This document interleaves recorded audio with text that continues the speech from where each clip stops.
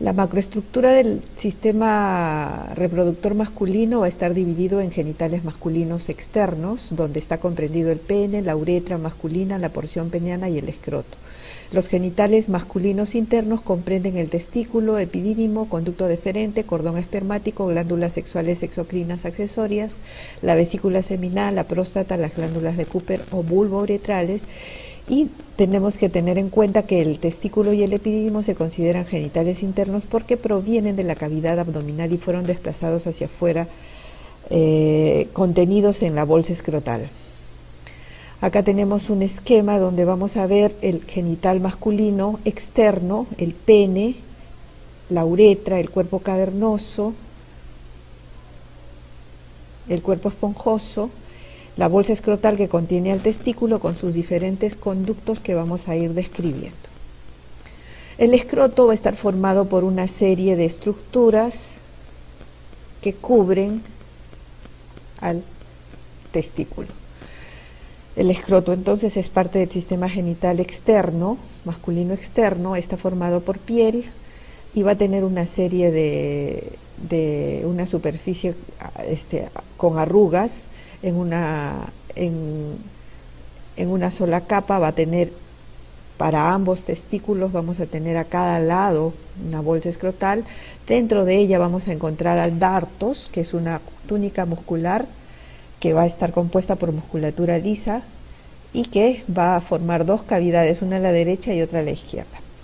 La túnica o fascia espermática externa deriva del músculo oblicuo externo del abdomen, el cual es arrastrado en el descenso testicular. Vamos a encontrar a la túnica espermática, ¿no? La túnica o fascia espermática externa, y la túnica muscular o cremáster. El cremáster va a ser un músculo, ¿no? Músculo estriado, y su función es elevar el testículo en condiciones de frío o temor. Deriva del músculo oblicuo interno. La túnica espermática interna deriva de la fascia transversales. Y la túnica vaginalis, vamos a ver que es derivado del peritoneo y es la que cubre al testículo. Es una túnica serosa. El pene, también parte de los genitales externos, va a contener tejido eréctil. El tejido eréctil va a estar formado por dos columnas cilíndricas que van a estar hacia la parte dorsal. Esta va a ser la parte ventral. En la parte dorsal vamos a encontrar a los cuerpos cavernosos y en la parte ventral al cuerpo esponjoso. Dentro del cuerpo esponjoso va a recorrer todo el trayecto la uretra peniana. Estas columnas de cuerpo cavernoso van a estar separados por un septo fibroso o tabique. Vamos a encontrar la piel y va a estar vascularizada también esta área del pene en la parte externa. Entonces, la uretra va a empezar desde la vejiga, ¿no? En la vejiga vamos a encontrar el trayecto de la uretra, que primero va a ser una porción interna, que va a ser la porción prostática. La porción del diafragma urogenital va a ser la uretra membranosa, que va a pasar a través de los músculos del piso pélvico en el varón, y va a continuarse por la uretra peniana, que es lo que estamos describiendo. Hacia ambos lados vamos a encontrar los cuerpos cavernosos y hacia la parte ventral vamos a encontrar al cuerpo esponjoso, que se va a proyectar hacia la parte anterior o distal. Va a formar el glande que va a estar cubierto de una piel redundante o prepucio. El testículo, ya órgano interno, vamos a tener que está rodeado de una cápsula o tejido albuginea, la túnica albuginea. Los septos testiculares dividen al testículo en unos 370 compartimentos llamados lobulillos testiculares.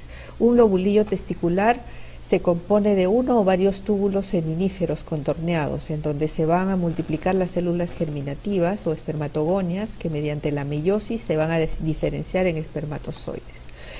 Como mencionábamos, el testículo va a estar formado por la cápsula albuginea que la rodea, divide los septos y engloba una serie de túbulos que van a formar los túbulos seminíferos. Estos túbulos seminíferos se van a continuar con un túbulo o conducto recto en verde. Estos van a continuarse con la red de Haller o red de testis. Luego estos van a continuarse con los conductos eferentes y finalmente van a desembocar en otros conductos que van a formar el epidídimo. El epidídimo que va a tener la cabeza, el cuerpo y la cola, y esto se va a continuar con el conducto deferente. El testículo entonces es el órgano donde se van a formar los espermatozoides y se produce la testosterona. Dentro de la microestructura del testículo vamos a tener, cada uno de ellos es un túbulo seminífero, y vamos a tener el tejido intersticial o tejido conectivo, ¿no? Vamos a hacer un zoom en esta zona y vamos a poder observar que está formado por estos tipos celulares, las células de Leydig o intersticiales, ¿no? El tejido conectivo, las espermatogonias que van a estar hacia la base de cada uno de los túbulos, van a ser las espermatogonias de tipo A. Estas van a estar protegidas por la célula que forma la barrera testicular por uniones estrechas, el tight junction entre las células de Sertoli. Van a estar protegiendo a estos espermatogonias primarios, espermatogonias de tipo A. Esta barrera va a permitir dividir a los espermatocitos primarios, ¿no?, que van a hacer la diferenciación de estas células germinativas, y van a empezar su diferenciación hacia la luz en espermatocitos primarios, espermatocitos secundarios, en espermátides, y finalmente estos se transformarán en espermatozoides. A este proceso se conoce como espermatogénesis. ¿Okay? Entonces, las células de Sertoli, también denominadas células subtentaculares, hemos visto que son grandes. Estas células epiteliales de sostén de gran tamaño brindan soporte nutricional y protección a los espermatozoides en desarrollo. Fagocitan a las espermatogonias que están con falla en su maduración, forman la barrera hematotesticular.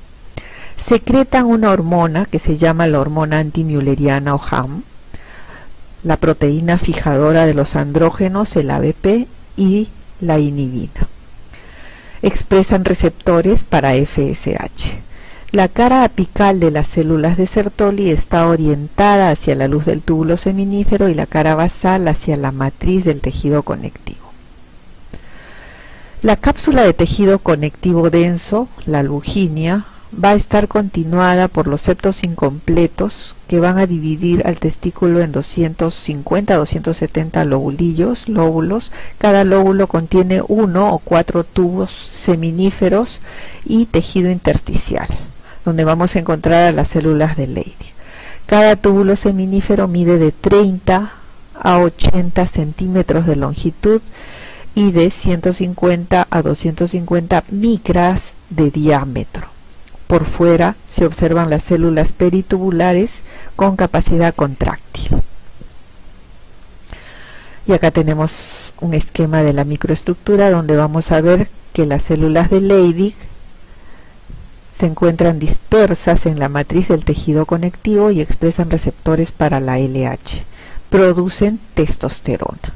Las espermatogonias, en cambio, la vamos a encontrar en la base del túbulo seminífero, donde vamos a tener las de tipo A, que son las que están más hacia la superficie y tienen la propiedad de dividirse por mitosis, mientras las del tipo B se diferencian de las anteriores porque solo van a dividirse, pero ya no por mitosis sino por meiosis, y darán origen a la célula germinativa hacia la luz, que son los espermatozoides.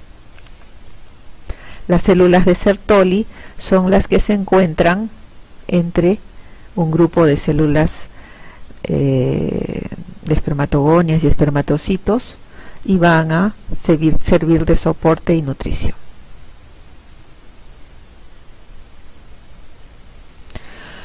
Continuando con los órganos internos, vamos a tener al epidídimo, ¿no? El epidídimo, que tiene la cabeza, el cuerpo y la cola epidimal.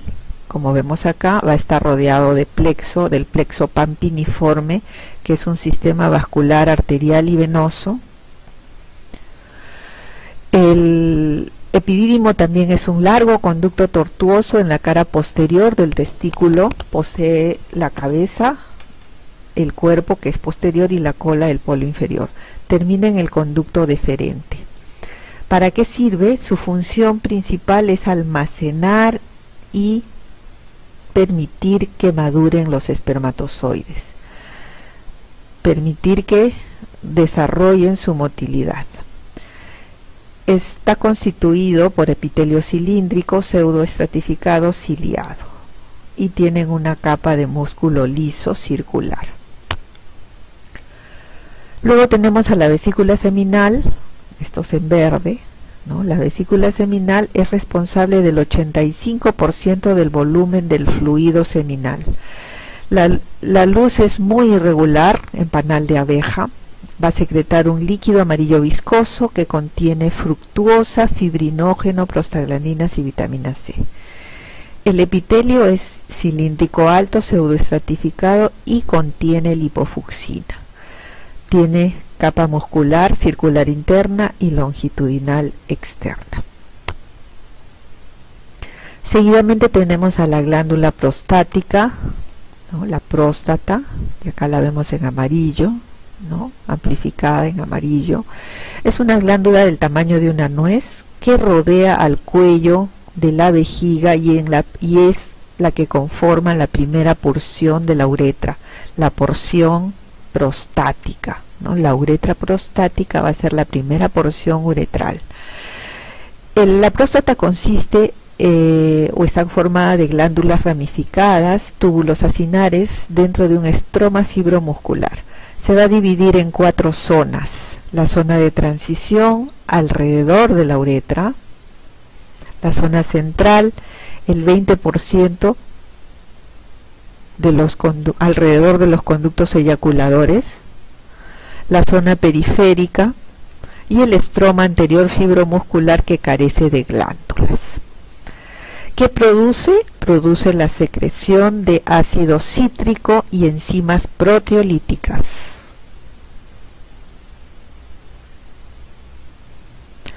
El conducto eyaculador comienza al final de los vasos deferentes y termina en la uretra. Acá tenemos al conducto eyaculador, ¿no? Va a ser el término del conducto deferente de la vesícula seminal y formará el conducto eyaculador. Esta va a abrirse en el momento de la eyaculación y se eliminará el semen a través de la uretra prostática.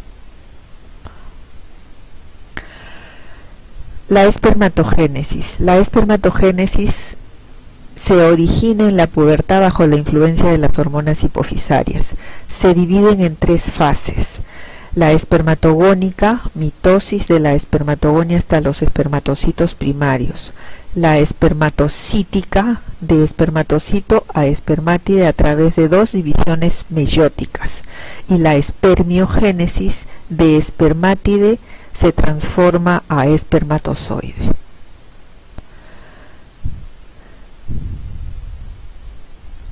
La espermatogénesis, entonces, vamos a tener los espermatocitos primarios, la primera división meiótica, espermatocitos secundarios, la meiosis 2, la formación de las espermátides que ya tienen número haploide de cromosomas, y la espermiogénesis, que es la transformación de las células espermátidas en espermatozoides, donde va a perder el citoplasma, va a tener una parte media llena de mitocondrias y va a tener una cabeza donde se va a formar el acrosoma al lado del núcleo, que va a tener una serie de enzimas que le ayudan a poder realizar la fecundación. ¿Cuánto dura la espermatogénesis? Más o menos 64 días. ¿Cuál es la función de la espermatogénesis? Asegurar la producción continua de espermatozoides maduros.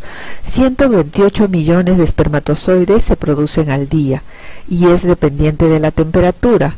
El escroto es un órgano externo que mantiene a los testículos a una temperatura menor que la basal, a una temperatura de 35 grados aproximadamente. Entonces, acá tenemos en la espermatogénesis ya formándose el gameto maduro, que es el espermatozoide. ¿De qué está formado? Este espermatozoide debe estar formado de la cabeza, en donde vamos a encontrar al núcleo y al acrosoma. El acrosoma va a contener una serie de enzimas como la hialuronidasa, neuraminidasa, la fosfatasa ácida, y su motilidad va a depender de los microtúbulos formados por deína, que es una proteína del flagelo, y las mitocondrias, que van a proporcionar el ATP o la energía para que pueda movilizarse y recorrer todo el trayecto de los genitales femeninos. ¿Cómo es la diferenciación sexual? Vamos a tener una definición de sexo cromosomal, aquel en el cual vamos a tener los cromosomas, en la mujer 2 cromosomas X y en el varón un cromosoma X y un cromosoma Y. El sexo gonadal será aquel en el cual se va a desarrollar la gónada. Ya en la etapa embrional puede avanzar como cuando se definió cromosomalmente la gónada femenina y la gónada masculina, o puede haber alteraciones. Y el sexo fenotípico es el aspecto externo que tiene la persona o el individuo al final de terminar su desarrollo. El determinante genético es la presencia o ausencia del cromosoma Y, y en el cromosoma Y vamos a tener el gen SRY, aquí en rojo.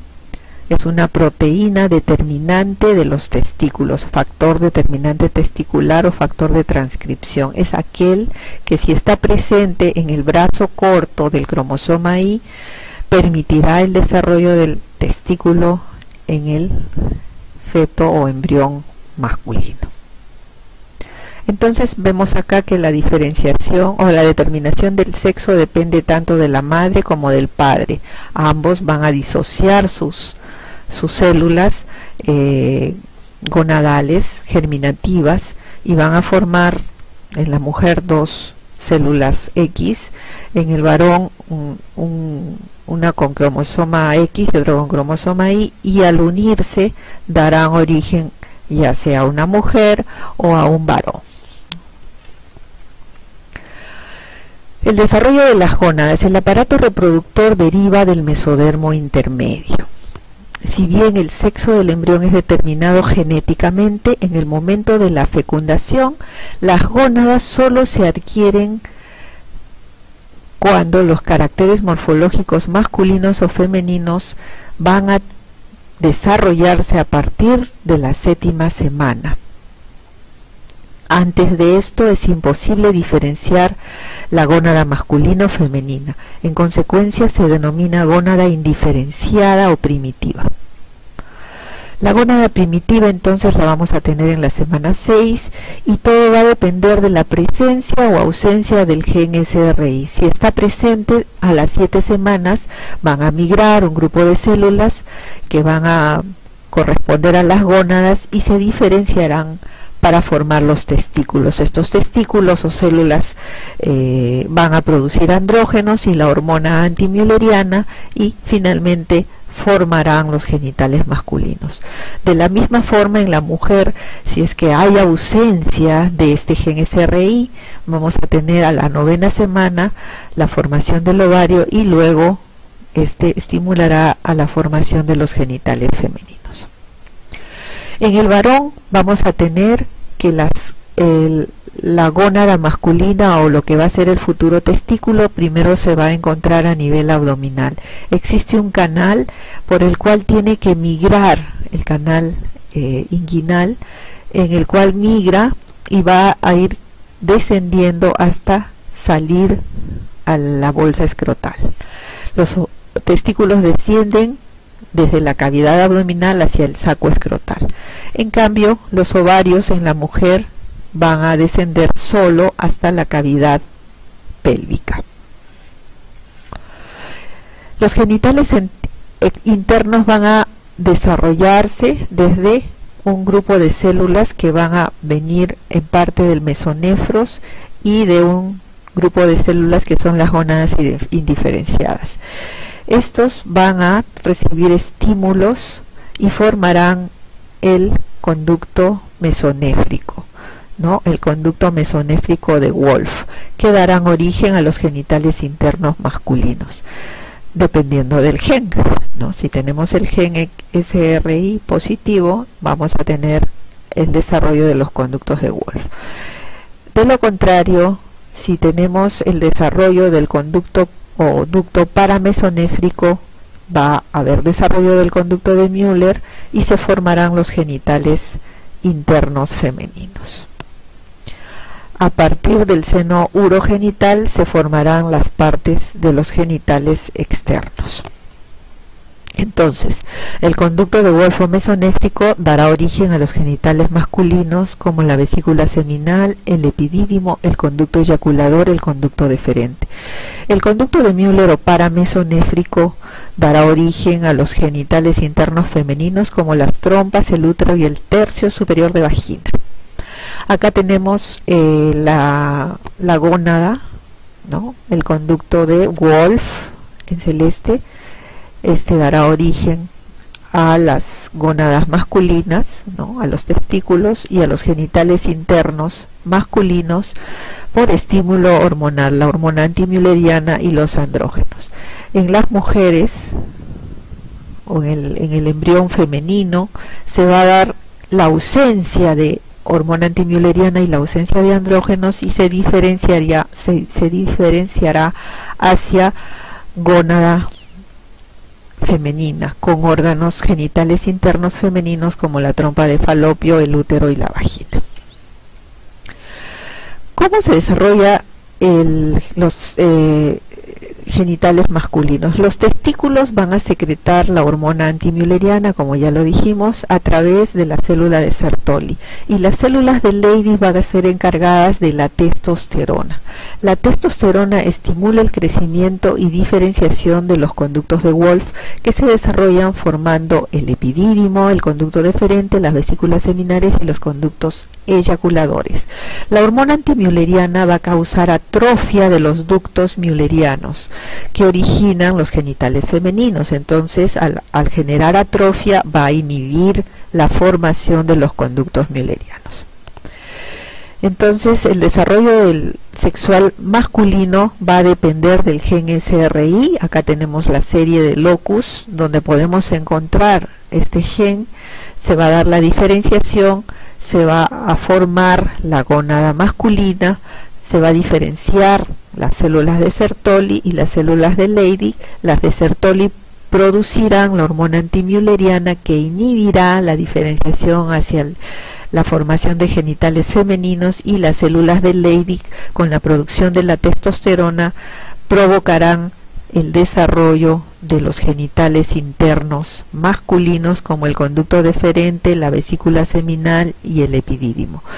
Y mediante una enzima que se encuentra en los órganos blancos, la 5-alfa reductasa, se formará la dehidrotestosterona que dará origen al desarrollo del pene, del escroto y de la próstata. En el caso del desarrollo femenino, los ovarios van a secretar estrógeno, no va a haber la hormona antimülleriana ni la testosterona. Sin testosterona, los conductos wolffianos no se diferencian. Sin hormona antimülleriana, los ductos müllerianos no son suprimidos y se desarrollarán para formar los genitales internos femeninos. Es importante señalar que los genitales internos femeninos no requieren de hormona para desarrollarse. El crecimiento de estas estructuras hasta el tamaño normal depende de la presencia del estrógeno.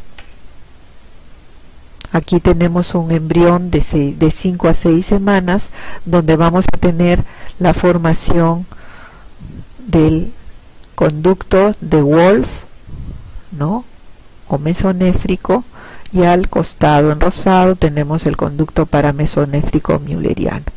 Dependiendo de la presencia o ausencia del gen, se dará la diferenciación hacia genitales masculinos desde las 7 a las 8 semanas hasta el desarrollo adulto del varón. Lo mismo en el caso de la mujer, si existe ausencia de gen, se diferenciarán los ovarios, las trompas, el útero, hasta el tercio superior de vagina. Todo lo que esté en amarillo es derivado del seno urogenital, que es otro origen embriológico. Entonces, recapitulando, el desarrollo de genitales externos masculinos van a depender del tubérculo genital, la porción dorsal del pene, del seno urogenital, la próstata, del pliegue urogenital, la porción ventral del pene, del pliegue labioescrotal, el escroto.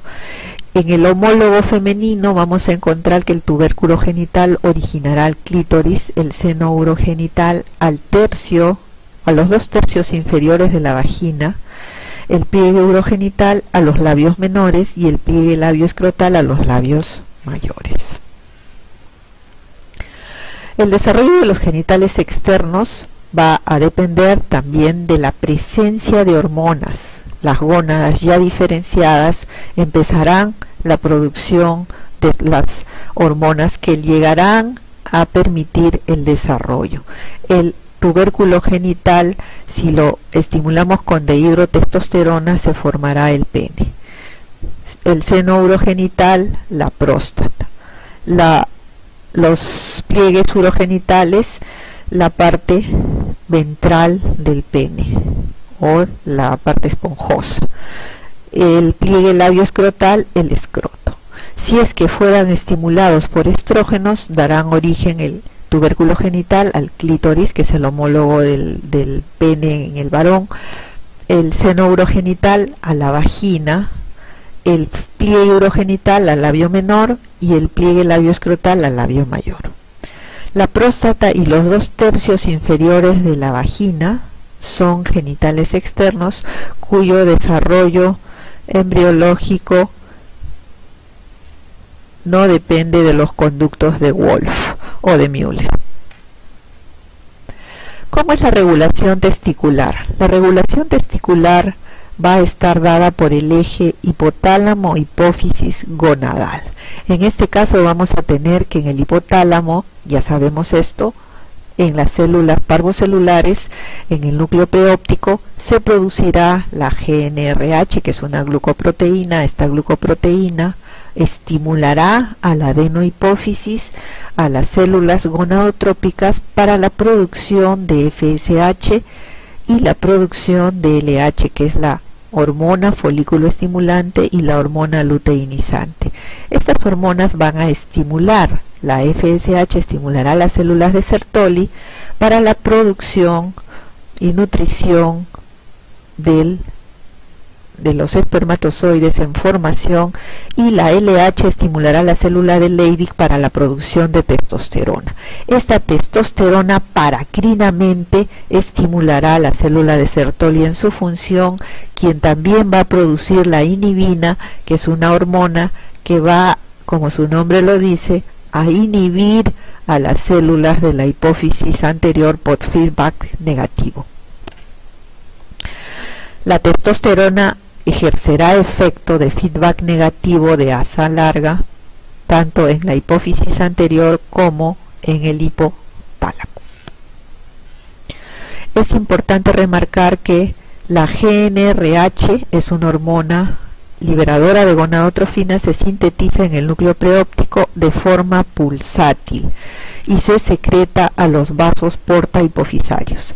¿Por qué la secreción pulsátil? Porque previene la regulación a la baja de su receptor en las células gonadotrófas de la hipófisis anterior.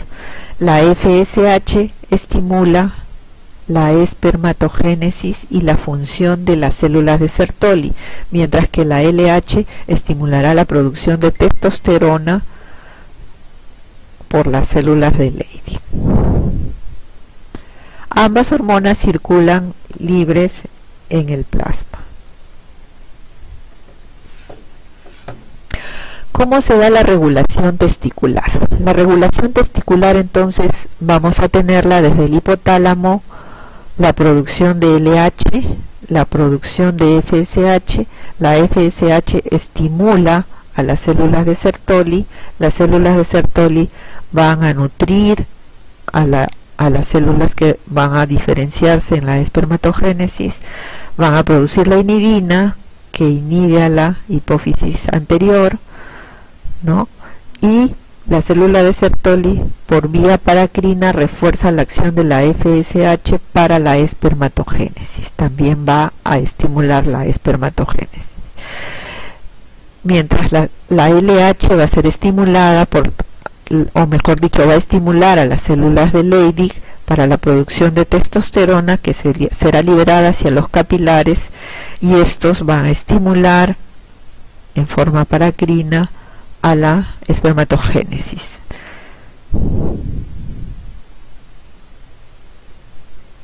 Y este también inhibirá a la formación de LH por la hormona o la hipófisis anterior y por el hipotálamo.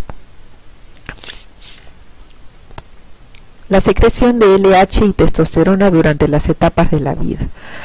Vamos a ver que la testosterona tiene una alta producción en la etapa fetal, porque necesitamos que se produzca para la diferenciación sexual. Luego del nacimiento va a caer su producción hasta la etapa de la pubertad. En la etapa de la pubertad, estimulada por la GnRH pulsátil, iniciará nuevamente su producción hasta la edad adulta, ¿no? Hasta la edad adulta, inclusive la edad de adulto mayor, porque no cesan en la producción de espermatozoide. Va a disminuir, pero no va a cesar la producción.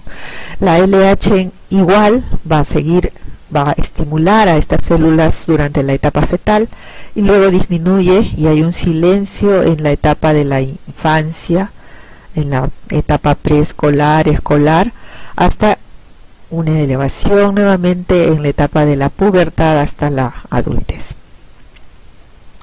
¿Cuáles son las acciones de la testosterona? La testosterona va a tener efectos en la diferenciación sexual prenatal de los conductos de Wolff, como ya hemos visto. Va a tener una función en el aumento de la libido o deseo sexual, va a tener un aumento, va a tener que ver en el aumento de la masa muscular. Este es un efecto anabólico.